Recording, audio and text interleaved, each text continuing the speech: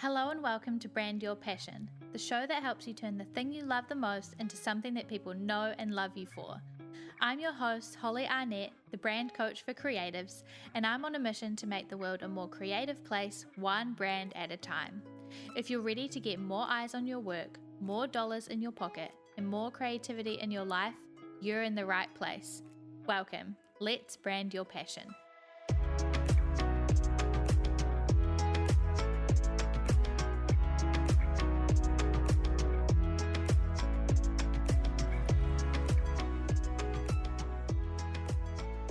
Hello and welcome to this week's episode. Today I want to talk to you about brand design, brand identity. I want to give you a brand design 101, amazing killer tips for how you can help your business grow through brand design.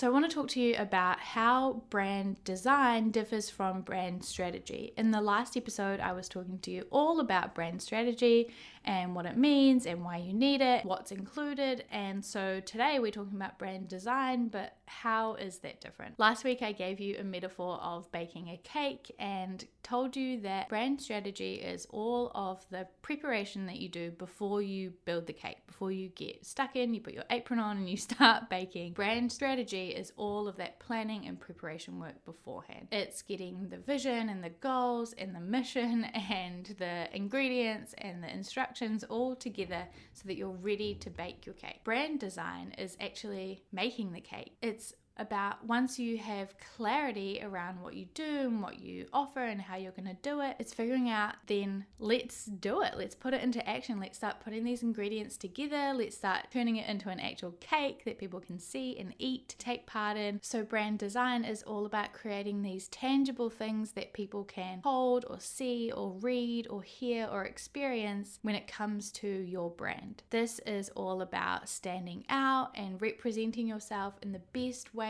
possible, elevating your brand and your business to match who you are and where you want to be. When you have a really great brand design, you feel super confident and super excited and passionate about sharing your brand, sharing your business with the world. Really powerful for you as a creative to feel that confidence and that clarity and feel like the creativity in your brand matches the creativity of your art or whatever it is that you make. So let's talk about how it's done. As I said last time, I talked to you about my brand building framework, my Make Your Mark model, and step one or pillar one in that model is clarity, and that was the brand strategy portion of things. But now I want to talk to you about creativity. This is all about brand design, defining your vibe, making your vision visible, and then boosting your brand. So defining your vibe is really exciting. It's kind of the transition point between all of that clarity work that you did and figuring out the foundations of your brand personality and your voice and your tone and the people that you're talking to, the direction that you want to go in, goals that you have and everything, and then turning that into something visual, because in defining your vibe, we're figuring out how do we do that? What could that look like? And what direction visually and with copy and everything do we want to go down? So this is about figuring out your brand attributes. So what does your brand look and feel like? How should people feel when they experience your brand? Looking at inspiration, finding some of those other people doing similar things to you and thinking like, what are they doing that's amazing that I can learn from, not copy, but learn from? And then what are some visual things I can be inspired by, what some messaging I can be inspired by are a part of your brand you can find inspiration for. And then you can put this together into mood boards. I love mood boards so much. This is a really great snapshot of what your brand should look and feel like. And so it's kind of a pre-design design task, because you can really refine what your brand is like before you get too stuck into what colors you're using and fonts and everything, and you can really set the direction from the beginning. Saves a lot of time and money and stress and hassle down the road, because you spend the time getting this mood board right and defining your vibe really clearly. Then when you get the next part, all of that stuff is super easy and straightforward because you know the direction you're going in. Then that leads to the next part, which is making your vision visible. This is about finding those colors, fonts, logos, patterns, illustrations, icons, whatever it is that you want to put into your brand. It's also non-visual things, so things like audio and copywriting and customer experience. These are all things that are part of your brand but are not necessarily visual, so it's important to remember these things too. And then lastly is boosting your brand, taking everything that you've just done, figuring out the direction, defining your vibe, all of those like colors and fonts and logos and patterns and everything that you've just created, applying that to your whole business to make sure that everything is not in a kind of frivolous way just because you can, but in a really thoughtful, intentional way. This can be applying your brand to your website, social media, thinking about SEO, your customer service, the journey that people take finding you and then buying from you, any print material you might have that's like business cards or flyers, or maybe you run a market, so you have signage in a market, things like this. These printed materials are really important too. Any other digital assets, maybe you have like YouTube banners or thumbnails for your YouTube channel, graphics for your Patreon, podcast, or whatever it is. These are all ways that you can apply your brand. You can also think about the content that you're creating, any like onboarding for your clients or for employees if you have those.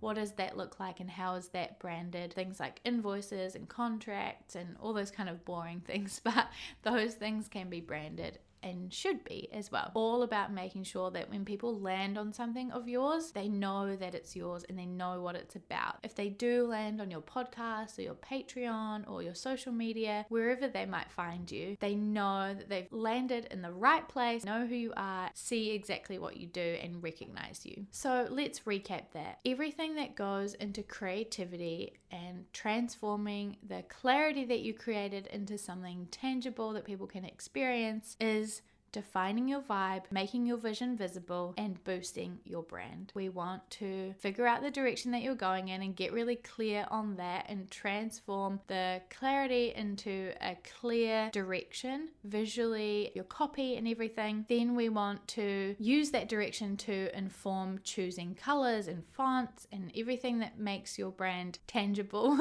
things that people can see and experience. And then you're going to boost your brand. So you can take all those things that you've just decided and then apply those across your business, across websites and social media platforms and everything. So that is a overview of brand design. It's a little bit of 101 on what goes into brand design and the 3 main steps of creating your brand. As always, I'm going to be going into more detail in my mini masterclass in my free Facebook group. So if you want to join, it's a Black and White Studios Society, and there will be a link either below the podcast or the video.